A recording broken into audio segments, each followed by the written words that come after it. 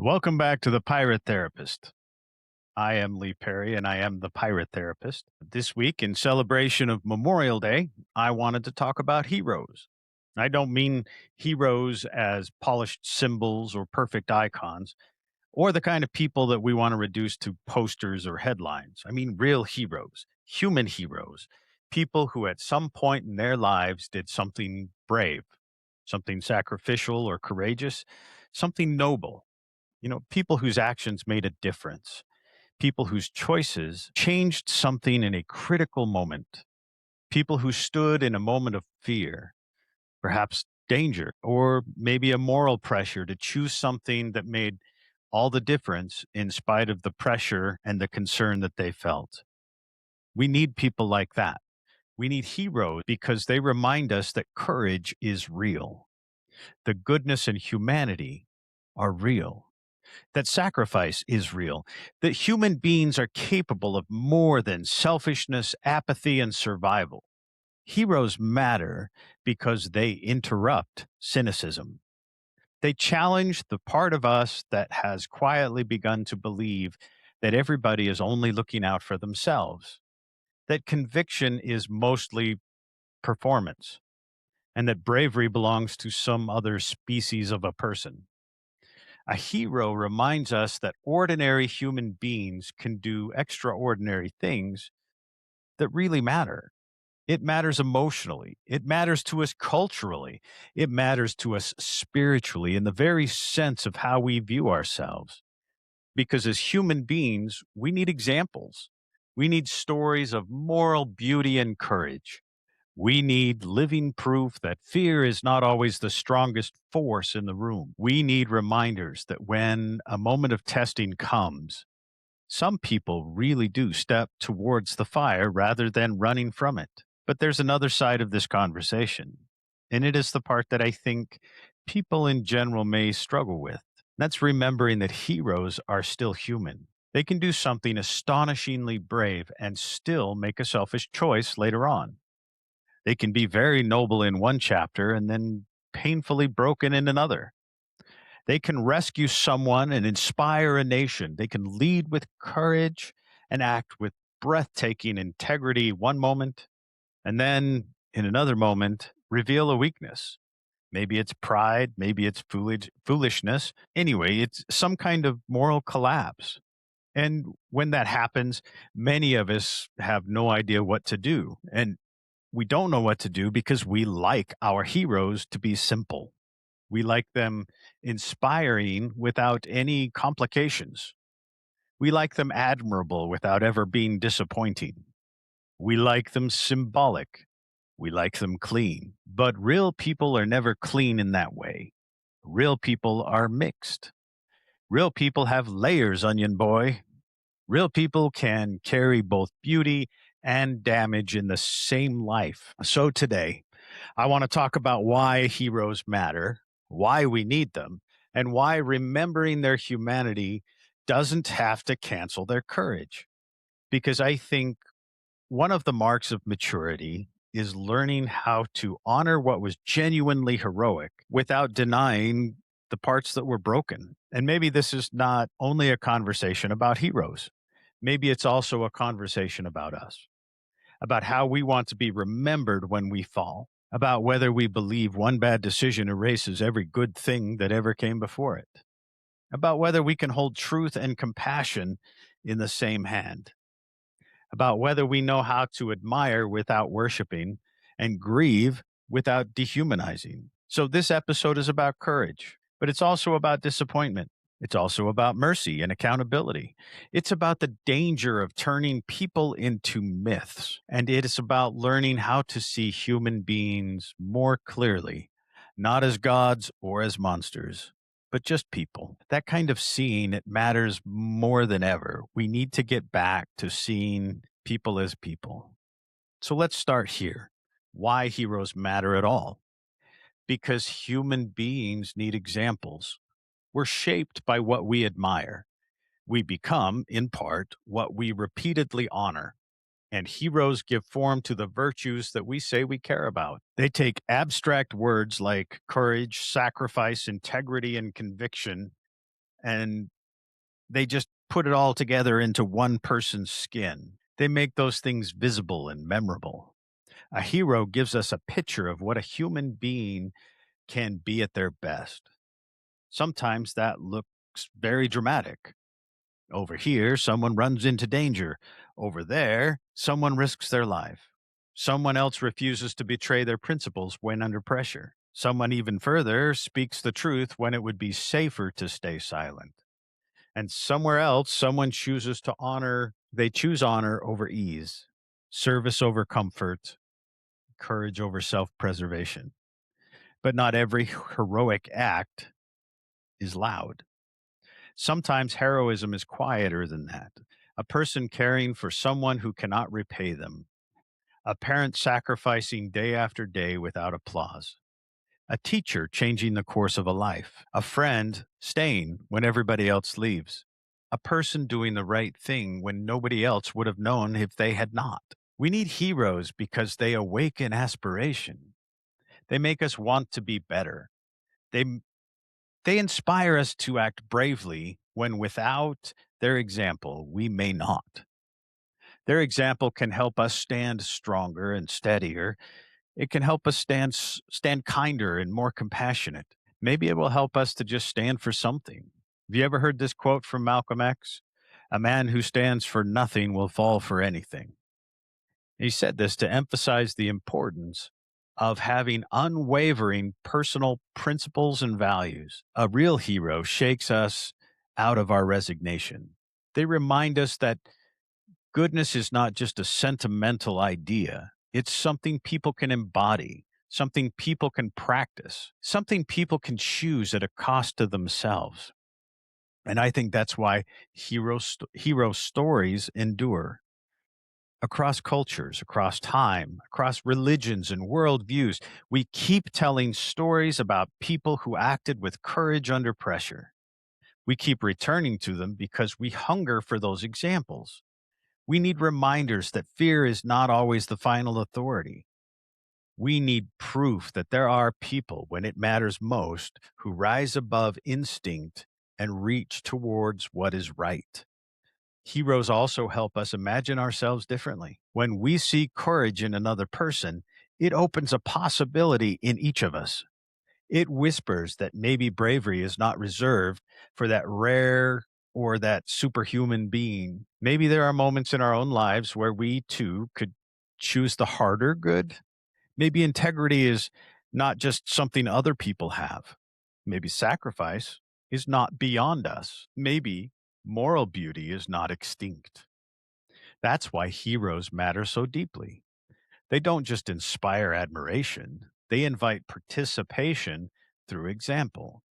They call out something in us. And yet, even here, there's a tension because admiration can become distortion very quickly. The same instinct that helps us honor courage can also tempt us to idealize the person who embodied it. And the moment admiration becomes idealization, we are already moving towards trouble because the human soul does not merely admire well, it also tends to worship carelessly. And that's where the next part of this conversation begins, the myth problem. One of the dangers with heroes is that we do not always know how to keep them human. We start by honoring what they did, and that's healthy. That's a good thing. It's appropriate. But then, almost without realizing it, we began building a larger story around them. We smooth out their rough edges. We simplify their motives. We remove the contradictions. We make them cleaner and nobler, more complete than any actual person ever could be. In other words, we turn them into shiny, highly polished myths. Once that happens, we stop seeing them clearly. We no longer see the person who did something courageous, but we see a symbol, a vessel into which we pour our hopes, our values, our fantasies about what goodness should look like. We stop relating to them as human life and start relating to them as an ideal. But myths are dangerous because they cannot bear reality. The problem is not only that it's unfair to the hero, it's also damaging to us because once we mythologize someone, two things happen. First, we make goodness and heroism feel unreachable. If heroes are no longer people but legends, then courage begins to feel like something only rare beings possess. It stops feeling possible in the ordinary human life. It becomes spectacle instead of practice. It belongs to them, not us. And secondly, we set ourselves up for collapse because eventually reality always returns. Eventually, the hero does something stupid, something selfish, or maybe even something ugly.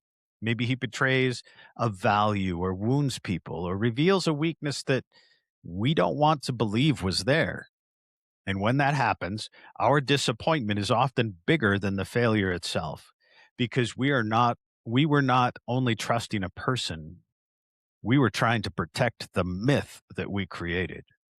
And that's why people can swing so violently from adoration to contempt. We don't just say they made a bad decision. We say it was false, that the heroic deed was a lie, that we don't just feel sadness, we feel betrayal. We feel humiliation. We feel dumb for ever having believed what they did in the first place. Perhaps the real mistake was not admiration. It was expecting a human being to carry the weight of perfection. None of us can do that. No one can carry being that kind of an icon for long without it breaking something, maybe in them and maybe in us, maybe both. Honestly, when we mythologize heroes, we often stop allowing them to be imperfect. We no longer recognize that they are also a work in progress.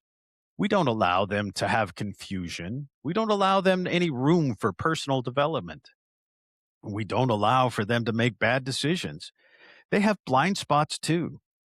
We don't allow them for to have any weaknesses. We want them frozen at the height of their best moment. But human beings do not stay frozen at their best moment.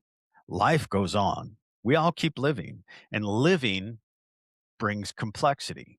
It's complicated. It means growth and failure. It can be strength, but it can be inconsistency. It can both be clarity and blindness. We all have good days and bad. It means that a person can do something genuinely noble and still remain capable of doing something awful and disappointing later. That shouldn't surprise us as much as it probably does.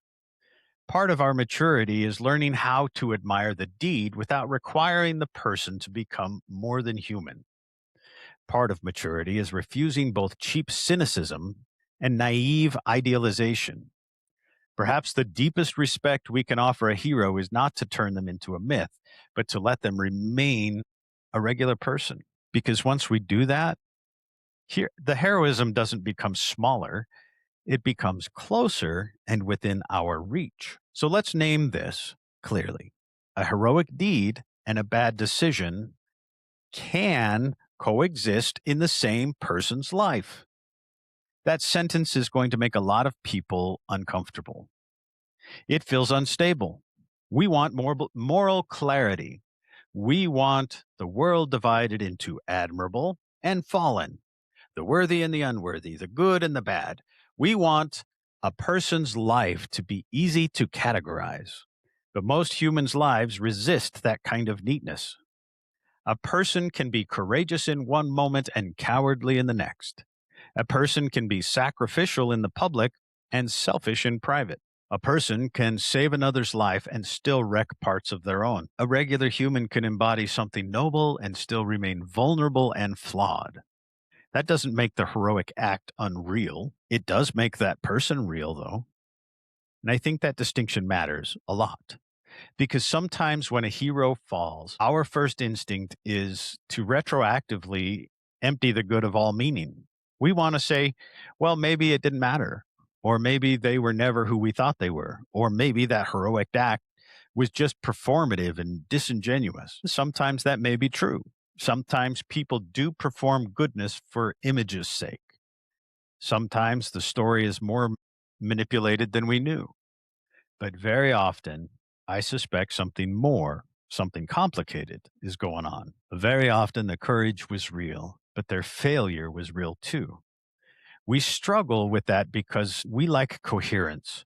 We want the brave person to always be brave, the wise person to always be wise, the compassionate person to always be compassionate.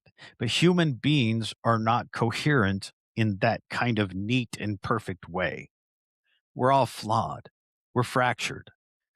We are often morally serious and fragile at the same time. The more honest view of heroism is not that heroes are people without weakness.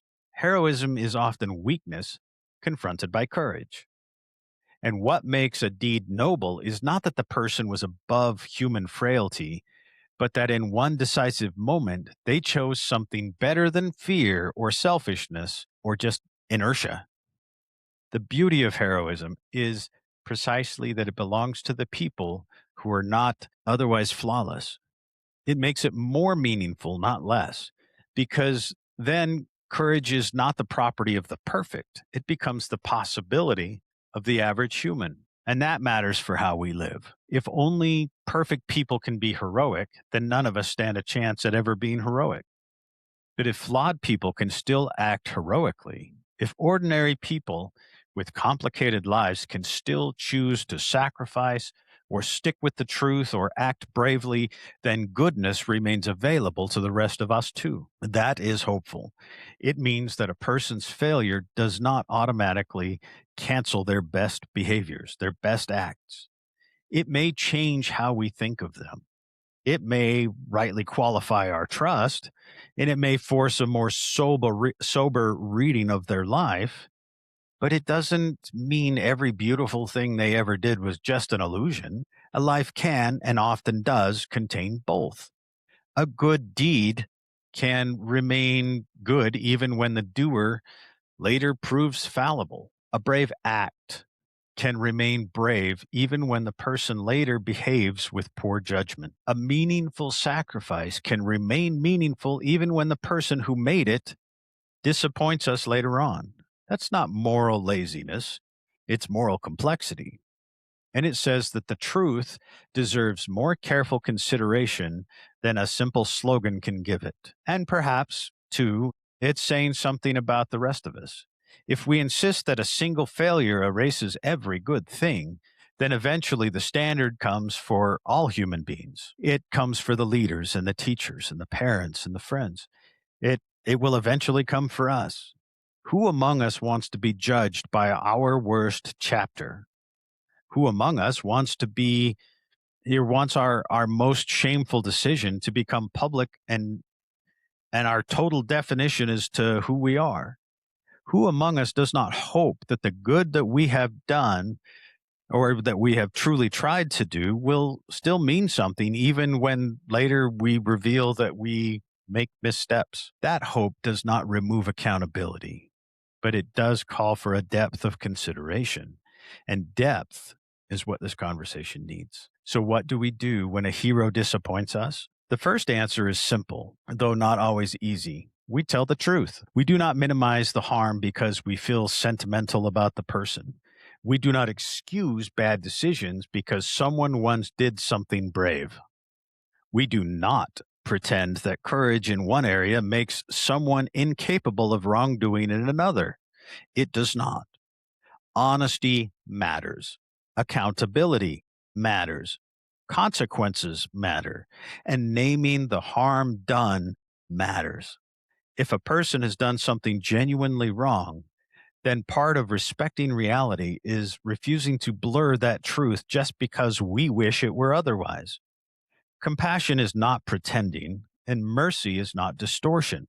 Clarity is not cruelty. I think the second answer matters just as much.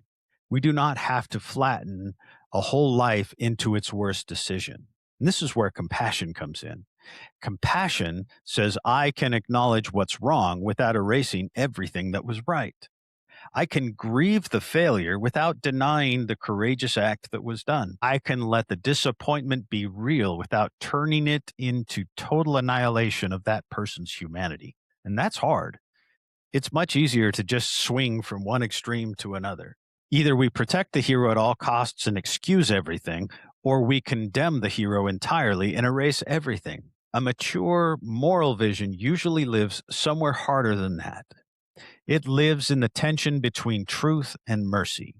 It says what happened matters, the harm matters, the consequences matter, but the person is still a person. That's not softness. That's a depth of moral character. And maybe that is especially important because disappointment can make us harsh in ways we don't notice. When someone we admire fails, we can feel personally betrayed, even if they never knew us. We can feel anger or embarrassment, grief and confusion, and these emotions are real, but they can also tempt us into a kind of dehumanization. If we're not careful, we stop seeing full life and start seeing only failure.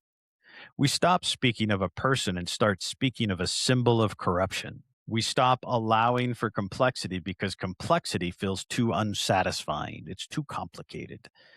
But compassion doesn't mean lowering the seriousness of wrongdoing.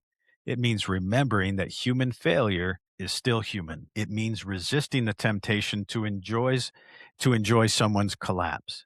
It means refusing to confuse accountability with contempt. And I think that distinction matters in our current cultural moment. We live in an age that often knows how to expose, but not how to see with compassion. We know how to denounce, but not how to show empathy. We know how to categorize, but not how to try and understand.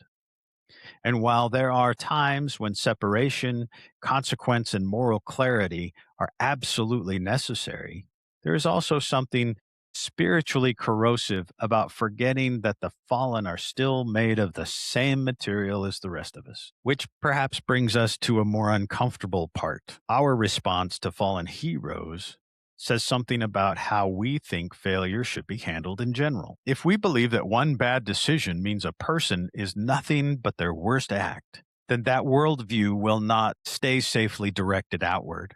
Sooner or later, it will become the lens through which we view ourselves too. And that is a frightening way to live. So, what do heroes teach us about ourselves? Maybe this is why the conversation about heroes matters at all. It's not only about them, it's also about each of us, about what kind of moral world we want to live in, how we understand human beings, about whether we can hold both accountability and compassion at the same time. Because if we're honest, most of us don't want to be seen by our worst, beyond our worst decisions.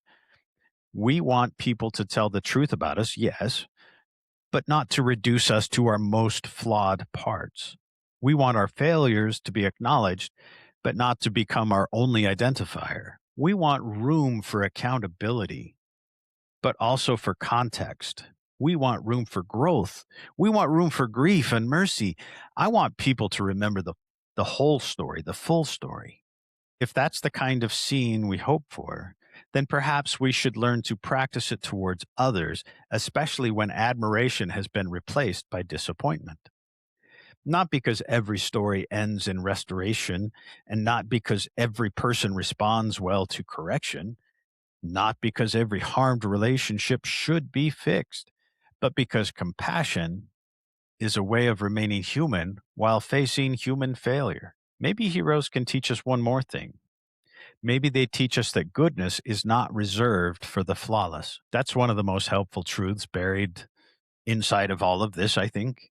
If heroes were perfect, their courage would feel distant, interesting perhaps, impressive even, but distant and unreachable. It would belong to another category of being that isn't us. But if heroes are human, then courage is closer than we think. Bravery is not something that only the morally pristine can do. It belongs to people with histories and contradictions, wounded people, people with blind spots and temptations, people with deep insecurities. We're all a work in progress. We're unfinished. It belongs to ordinary people who, in certain moments, choose what is right, perhaps at a cost to themselves. And that means the possibility of heroism remains open to us all.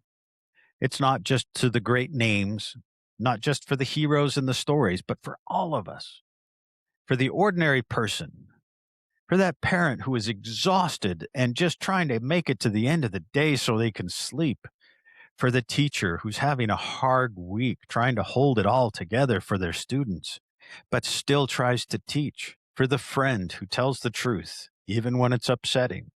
They refuse to be cruel even when everyone else around them seems to be acting cruel. For the one who stands between harm and the vulnerable.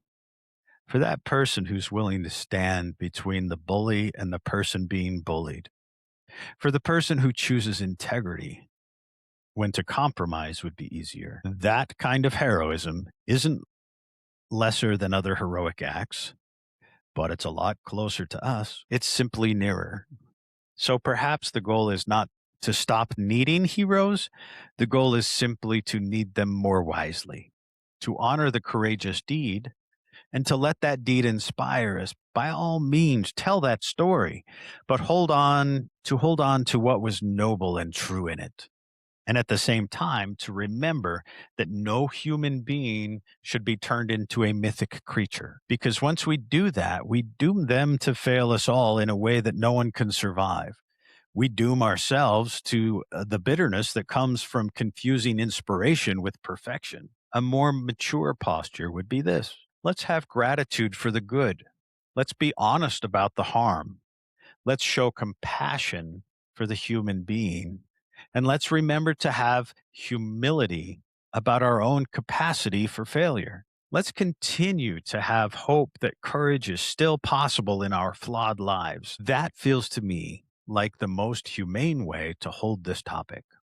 Not to worship or revere the hero, not to show contempt for bad decisions, but reverence for courage and realism about humanity. So, as we close, I want to leave you with this. We need heroes. We need them because courage needs witnesses. Sacrifice needs stories to be shared. Moral beauty needs to live in our memories. We need people whose actions remind us that human beings can be more than selfish, more than fearful, more than passive or cynical. We need lives that call something higher out of us, but we also need perspective because heroes are not gods. They are people, glorious and fragile, brave but breakable, capable of astonishing courage and sobering amounts of failure, able to do something worthy of honor and later something worthy of face palming regret. Remembering their humanity doesn't diminish their heroism. In some ways, it makes it deeper. It reminds us that courage is not the reward of perfection, it is the choice of human beings, flawed human beings, frightened people, complicated beings, people who still somehow in certain moments choose to act in a more noble way than what they might be pressured into doing. And that means something for us too. It means if we do not have to be flawless to do good, we don't have to be perfect to act courageously. We don't have to wait, nor should we wait, until all our contradictions are gone before we choose to do what is right. It also means that when others fail, truth and compassion don't have to be enemies. We can be honest without becoming merciless, and we can hold accountability without erasing each other's humanity. We can set we can let a heroic act remain heroic, even while telling the truth about what came later. That's one of the deepest forms of emotional maturity that's available to us: to admire without worshiping, and to grieve without dehumanizing. To remember that every human life is more complicated than a statue and more sacred than a scandal. So honor the heroes and tell their stories by all means. Remember that courage. Let it pull you upward to better and more heroic choices of your own. But don't forget that people who do heroic things are still made of the same fragile material as the rest of us. And that's not a reason for despair. Perhaps it's a reason for hope. Because if heroes are human, then bravery is not as far away as it may seem. Maybe it has always been waiting in ordinary people, in ordinary moments, asking only for the courage to choose well when the time comes. That's our episode this week. I do hope that you have a wonderful Memorial Day. I want you to think about some of your heroes and the sacrifices they've made. And please remember that heroic choices are within your reach too. You don't have to be perfect to be heroic. I'll see you next week. Until then, please take care of yourselves.